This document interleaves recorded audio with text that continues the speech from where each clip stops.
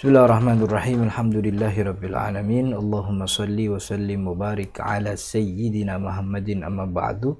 Teman-teman yang dirahmati Allah, Assalamualaikum warahmatullahi wabarakatuh. Ini episode ke-9 dari rubrik kita tuntunan wudu, dan pada episode 9 ini kita akan bahas rukun membasuh kaki. Nah, pada episode ke-9 ini poin masalah yang akan kita angkat adalah membasuh kaki itu sampai mata kaki atau sampai betis. Ini yang akan kita bahas.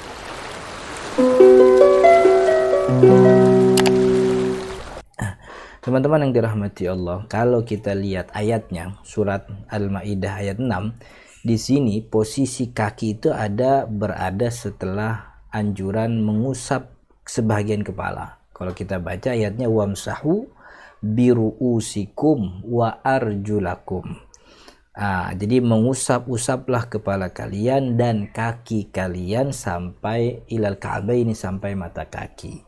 Ada sebahagian kelompok Islam dari kalangan Syiah mengatakan bahwa kaki itu tidak dibasuh tapi diusap. Kemarin kita udah bahas tentang bedanya basuh dan usap. Kalau basuh itu diguyur dengan air, jadi mengalirkan air.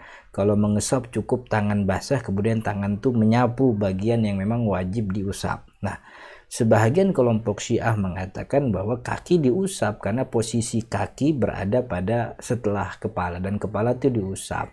Itu menurut mereka. Tapi sebenarnya secara bahasa atau dari runtutan ayatnya pun bisa kita bantah, karena wa arjulakum, kalau memang dia mengikuti kepala yang mana dia diusap, mestinya harokatnya bukan la tapi wa arjulikum, karena majrur dengan huruf ba sebelum kalimat kepala ru'us itu dimajrurkan, dijarkan dengan huruf ba, biru'usikum. Mestinya kalau kaki juga termasuk yang diusap, harokatnya bukan wa arjulakum tapi wa arjulikum. Tapi di sini harokatnya wa arjulakum. Nah, berarti dia mengikuti apa yang sebelum wamsahu, sebelum usap, yaitu faksilu. Maka bacanya faksilu arjulakum ilal ka'baini, begitu. Basuhlah kaki kalian sampai mata kaki.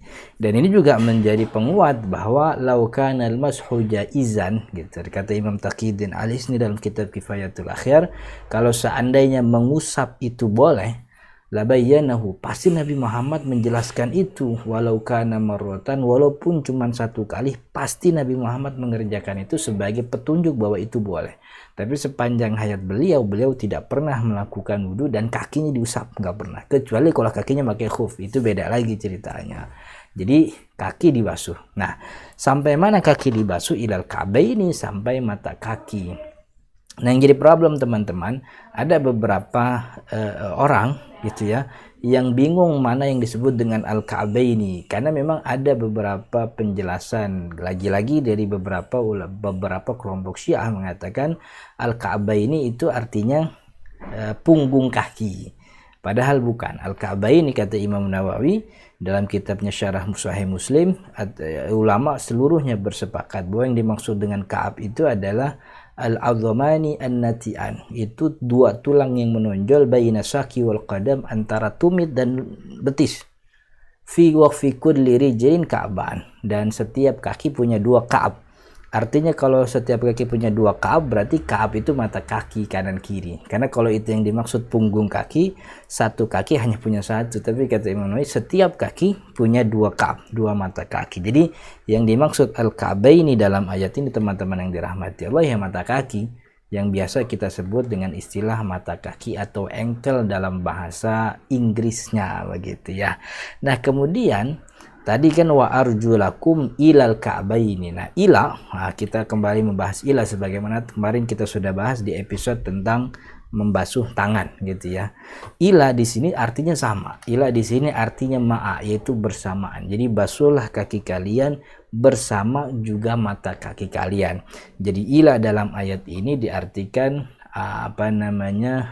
intihaul ghayah. Jadi mata kaki ka'al ka'bain itu juga bagian daripada kaki yang memang wajib dibasuh. Apa yang menguatkan kita bahwa ila di sini artinya ma'a? Ya sama sebagaimana yang kita bahas di episode tentang membasuh tangan.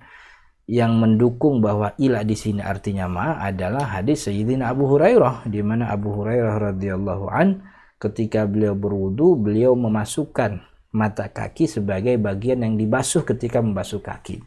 Tsumma ghassala rijlahul yumna hatta ashra'a fi saq. Ketika dia membasuh kaki, ashra'a fi saqi, dia memasukkan betisnya juga bagian daripada yang dibasuh. Kemudian setelah saya wudu, beliau mengatakan hakadza ra'aitu Rasulullah sallallahu alaihi wasallam. Begitulah wudu yang saya lihat dari Rasul sallallahu alaihi wasallam. Nah, hadis ini, dalil ini menjadi penguat bagi kalangan jumhur termasuk Imam Asy-Syafi'i yang mengatakan bahwa mata kaki juga bagian yang wajib dibasuh. Karena itu teman-teman yang dirahmati Allah, ketika berwudu pastikan basuhan kaki itu tidak hanya sampai tumit, tapi juga sampai betis untuk memastikan bahwa mata kaki terkena basuhan. Artinya itu tidak cukup kalau ketika kita wudhu kaki kita hanya kita goyang-goyangkan saja di bawah keran. Itu mesti ada campur tangan kita. Jadi tangan kita harus turun memastikan bahwa air mengalir juga ke daerah betis. Wallahu ta'ala alam. Insyaallah kita lanjut di episode yang akan datang membahas rukun yang terakhir, yaitu rukun tertib. Mohon dukungan untuk subscribe sekaligus menyebarkan video ini untuk agar bisa kemanfaatannya menyebar ke teman-teman yang lain. Hadallahu iyyakum ajma'in. Assalamualaikum warahmatullahi wabarakatuh.